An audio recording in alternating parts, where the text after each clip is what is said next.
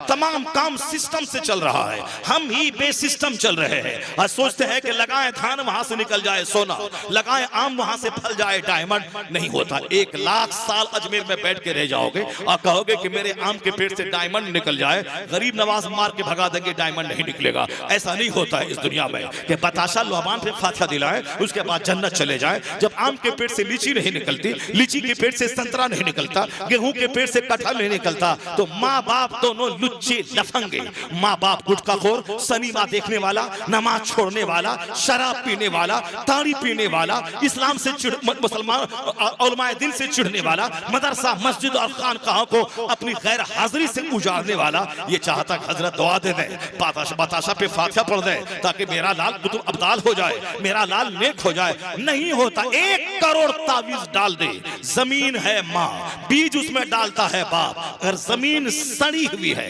2-4 मर्दों की गोद में झूलने वाली जमीन, 2-4 मर्दों से मोबाइल पे राब्ता करने वाली जमीन, 2-4 मर्दों से शादी से पहले मिलकर सदर हॉस्पिटल में 2-3 हमल गिरवाने वाली जमीन, वो जमीन कुतुब नहीं पैदा करेगी, वो जमीन अब्दाल नहीं पैदा करेगी, वो सड़ी हुई जमीन सड़ी हुई फसल पैदा करेगी। ये दिल्ली पंजाब में काम कर रहा है, वह तवाइफ के कोठे पे हाजिरी दे रहा है, साहब शराब पी रहा है, नमाज छोड़ रहा है, बस सोचता है कि अजमेर जाए और वहां से कोई चमत्कार हो जाए ताकि दौलत हमारे घर में बरसने लगे और मेरा बेटा भी मेरा फरमाबरदार पैदा हो जाए। नहीं होता ऐसा। लगा दे आम, चला जा अजमेर, वहां मर जाओगे आम के पेड़ से, वहां सेब नहीं निकलेगा। तो दस्तूर यही है, आम का पेड़ लगाओ, उसकी हिफाजत करो, उसको पानी दो, उसको जानवर से बचाओ। जब दरख्त जवान हो जाए, फल लगने के करीब हो जाए, तब चले जाओ अजमेर और कहो बाबा मैंने दरख्त लगाया है, उसकी हिफाजत की है, उसकी हिफाजत में कोई कमी नहीं छोड़ी है, बस दुआ कर दे कि आम का फल निकले, मीठा फल निकले। तब गरीब नवाज वहां से दुआ करेंगे, तेरी इधर से मेहनत चलेगी, बागबानी चलेगी, दरख्त को बचाना चलेगा, मेहनत करना चलेगा, गरीब नवाज के हाथ उठेंगे, मीठा फल उस दरख्त से निकल जाएगा। ये तो हो सकता है कि आम के पेड़ से मीठा आम निकले, ये नहीं होगा कि आम के पेड़ से सेब निकल जाए। ठीक उसी तरह जब जमीन अच्छी हो, उसमें बीज डालने वाला अच्छा हो, तब कैसा होता है? जब माँ थी फातिमा ज़हरा, रात भर सजदा, एक सजदे में सहर, और बाप था दिन भर जिहाद और रात भर सजदा, तब बेटा कैसा पैदा हुआ? बेटा तारीख रचने वाला, शहीदों का सरदार इमाम हसन इमाम हुसैन पैदा हुआ।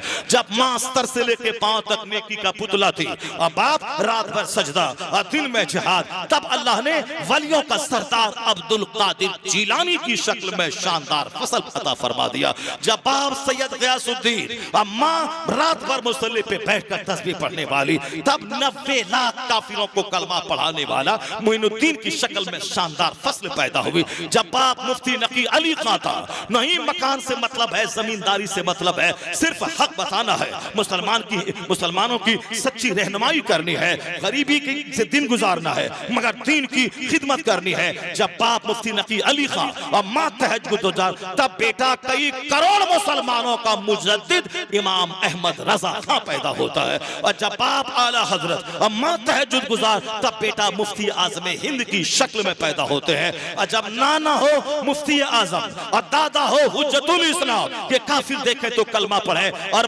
बाप हो मुफस्सिर आजम हिंद और माँ हो अपने जेवरात को बेचकर मदरसा के टीचर की तनख्वाह दिलाने वाली, तब उसी कोख का बच्चा 10 करोड़ मुरीदों का मुर्शिद अख्तर रजा का अज़हरी ताजु शरिया पैदा होता है।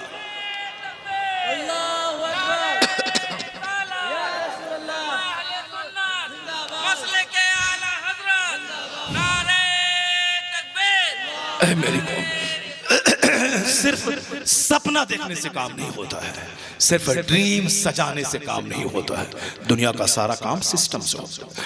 जो बच्चा मेहनत करता है, मुशक्कत करता है, मेहनत से पढ़ता है, वो बाकमाल हाफिज होता है, बाकमाल मुदर्रिस होता है, बाकमाल वली होता है, बाकमाल टीचर होता है। जो मेहनत मुशक्कत नहीं करेगा, तमन्ना सजा कर रखेगा, वो मर जाएगा, न जी भर के खा पाएगा, न जी भर के पहन पाएगा, न जी भर के इबादत कर पाएगा, न जी भर के समाज में इज्जत हासिल कर पाएगा।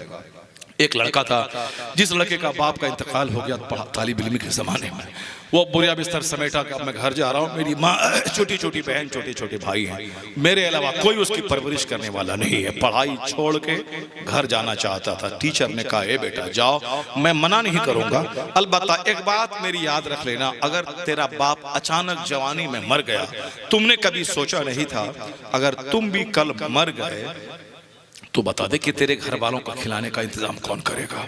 एक जुमला था, अक्लमंद के लिए एक जुमला काफी होता है।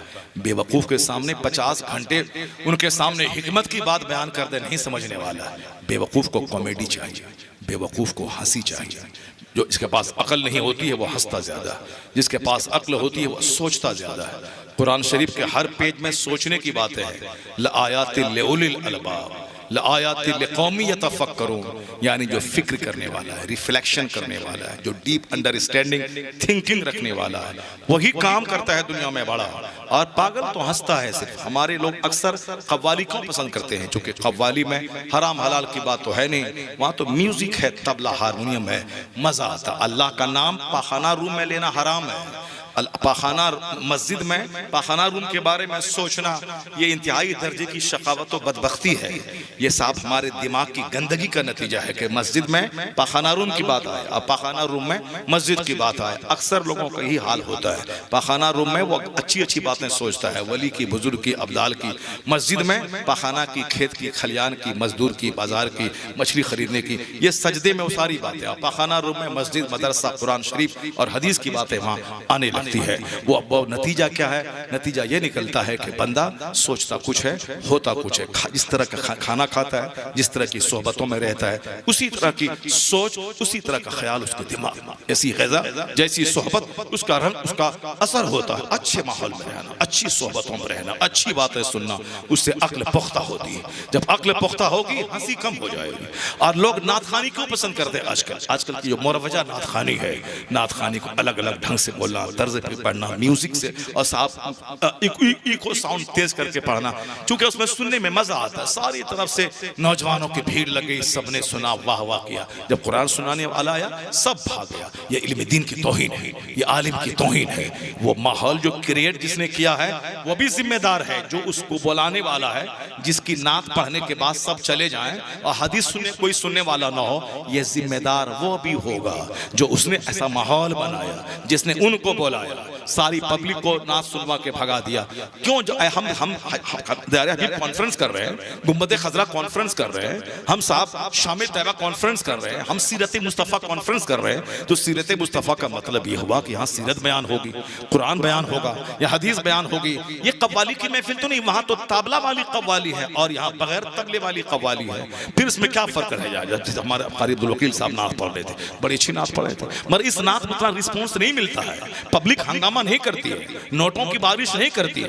कितनी जबरदस्त प्यारी नात इन्होंने पढ़ी, मगर कोई रिस्पॉन्स नहीं मिला, 50% भी नहीं मिला होगा उसको। लेकिन कोई आता है, उसके पास खूब कमर हिला हिला करके, इसके तरके उसके गाने के तर्ज पे हिला हिला के पढ़ता है, असहाब को दबा दबा के पढ़ता है। ये छोकरे हमारे सब पैसों की बारिश करते हैं, नोटों की बारिश करते हैं, और ये भी मस्ती में पढ़ता है। आज यहाँ माइक रखा, वो सारे नोट देने वाले मस्त, जैसी रूह वैसा फरिश्ता, जैसी शिरनी वैसा फातिहा, बताशा लेके आया है तो उसकी बताशे की फातिहा अलग है, असहाब शकरकंद की फातिहा अलग, जिसे आम लोग कहते हैं। उसकी बात को मैं दोहरा रहा हूँ। उसी तरीके से जैसे सुनने वाला वैसे सुनाने वाला, दोनों सुना भागा। अब रह गए चंद बूढ़े नौजवान बैठे हुए, अब कुरान सुन रहे हैं, सुनाने वाला बेचारा और सुनने वाला। मैं कहता हूँ घबराना मत। हदीस में आया है कि 1000 में 999 लोग जहन्नम जाएंगे, सिर्फ एक बंदा जन्नत जाएगा। 999 लोग जहन्नम जाएंगे, सिर्फ एक बंदा जन्नत जाएगा। 1000 में 1% भी नहीं हुआ। 1% का मतलब हुआ 1000 में 10, तब हुआ 1%। यहाँ तो 999 जहन्नमी, सिर्फ एक जन्नत होगा। ये शहादत गए उल्फत में कदम रखना है। लोग आसान समझते हैं मुसलमान होना, जाहिर चमका लेना और है, अंदर दिल को आबाद करना और है। पगड़ी लपेट देना माथे पे आसान है, मगर एक बाअमल जबरदस्त हाफिज कुरान बनना ये बहुत मुश्किल काम है। पगड़ी लपेट के लोगों से चंदा लेना आसान है, मगर एक जबरदस्त हाफिज बनाना 50 नकली हाफिज बनाने से बेहतर है। नकली हाफिज जहां तरावी सुनाएगा, गाली देगा सीधे मदरसा को और सीधे उसको पढ़ाने वाले टीचर को। जो ठीक से तरावी नहीं सुनाएगा उस मदरसे को लानत मलामत करेगा, उस टीचर को जिसने इस बच्चे की जिंदगी बर्बाद की उसको गाली देगा। लेकिन अगर एक बच्चा जबरदस्त हाफिज कुरान बना, कोई प्रचार, कोई प्रसार, कोई पगड़ी नहीं, वह बच्चा जिस मस्जिद में तरावी सुनाएगा जबरदस्त कुव्वत यादाश्त के साथ, तो सारे नमाजी ये कहेंगे किस मदरसे में पढ़ा है, तेरा उस्ताद कौन है। उस उस्ताद को सलाम जिसने तुझको सींचा और संवारा है। मैं भी अपने बच्चे को उस मदरसे में भेजूंगा जिस मदरसे में तुमने पढ़ा है। क्या लहजा है, क्या मखारिज की अदायगी है, क्या जबरदस्त याददाश्त है। 50,000 पोस्टर में चमका दे साहब, निकम्मों की फौज, गाली सुनोगे। एक तैयार करो अच्छा माल, बगैर पोस्टर के मदरसे में भीड़ लग जाएगी बच्चों की। ये जो तरस रहे हैं, ललचाई निगाह से देख रहे कि बच्चा नहीं आता है, लोग नहीं पढ़ते हैं, नाकिस निज़ाम तालीम जहां हो वहां एक बच्चा नहीं मिलेगा। स्कूल में नो एडमिशन का बोर्ड लगा हुआ है, 3 साल तक कोई नया दाखिला नहीं होगा। लोग लाइन में लगे हुए हैं। क्यों साहब, क्यों स्कूल में क्यों दाखिला कराने चाहते हैं? नहीं साहब, यहाँ डिसिप्लिन बहुत अच्छा है, पढ़ाई जबरदस्त है, अंग्रेजी जबान बच्चे को इजीली आ जाती है। यहाँ का पढ़ा लिखा बच्चा IAS में टॉप करता है, अच्छा साइंटिस्ट बनता है, अच्छा इंजीनियर बन के अमेरिका में 10 लाख महीना कमाता है। जबरदस्त मेहनत होती है। काम चोर टीचर को इस स्कूल में नहीं रखा जाता है। जो मेहनती, बच्चों से प्यार करने वाला, बच्चों को आप कहने वाला, बच्चों को मलामत नहीं करने वाला कि तू क्या पढ़ेगा, बच्चों को प्रमोट करने वाला। यहाँ तक कि जो बच्चा चपरासी भी नहीं बनने वाला है, हौसला अफजाई की वजह से वह बच्चा IAS ऑफिसर बन जाता है। माँ के पेट से कोई बच्चा पढ़ के नहीं आता है। यहाँ लगातार मेहनत और मेहनत पे मदावमत, हमेशा कंटिन्यूटी, स्ट्रगल, लेबर, कंटिन्यूटी। ऐसा नहीं कि 2 साल पढ़े छोड़ दिया, 1 साल पढ़े छोड़ दिया, 2 महीना पढ़े छोड़ दिया, नहीं, कंटिन्यूटी यानी जहदे मुसलसल। एक कभी लड़का इमाम आजम के बारे में आया है, इमाम आजम अबू हनीफा रज़ियल्लाहु ताला अन्हु। इमाम अबू यूसुफ जब आलिम फाजिल फकीह बन गए, कहा ए अबू यूसुफ, तुम्हारा उस्ताद में हो, तुम बहुत ज़हीन नहीं थे, तुम बहुत इंटेलिजेंट नहीं थे, लेकिन तुम कामयाब क्यों हो गए मालूम है? लगातार मेहनत और उस मेहनत पे कायम रहने की वजह से तुम कामयाब हो गए। कोई बच्चा माँ के पेट से पढ़ के नहीं आता है दुनिया ही में। अभी एक IAS बच्चा, मुसलमान की एक बेटी DM बनी, गोरखपुर की मुसलमान की एक बेटी, वो DM बनी। अभी इस बार, पिछले बार जो रिजल्ट निकला था, मुसलमान का कोई बेटा 9वां रैंक नहीं लाया, मुसलमान की एक बेटी वो 9वां रैंक लाई। अगरचे हम औरतों की दुनियावी तालीम के मुखालिफ हैं, जहाँ इज्जत व आबरू लुट जाए, जहाँ सेहत लुट जाए, आबरू लुट जाए, उस तालीम से बेहतर है कि वो घर में नमाज रोजा करे और आयत और साहब बाहर शरीयत पढ़े और घरेलू खातून बनकर रहे, जन्नत चली जाए। लेकिन मेहनत की जहां तक बात है, जो खातून मेहनत करती है, वो मेहनत की इफादियत में आपको बता रहा हूं। उसका इंटरव्यू शाये हुआ था, वो कह रही थी कि हालांकि मैं बहुत ज्यादा नहीं पढ़ती थी 18 घंटे, जिस तरह लोग कहते हैं 18 घंटे पढ़ना चाहिए, 14 घंटे पढ़ना चाहिए, ऐसा नहीं। चूंकि वो कहती मैं इसका मुखालिफ हूं कि आज 18 घंटे पढ़ लिया और फिर 3 दिन लगातार सो गया, आज 15 घंटे पढ़ लिया, फिर 2 दिन घूमने के लिए चला गया। वो कहती मैं इसकी मुखालिफ हूं, मैं तरफदार उसकी हूं कि मेहनत हो थोड़ी, मगर कंटिन्यू हो।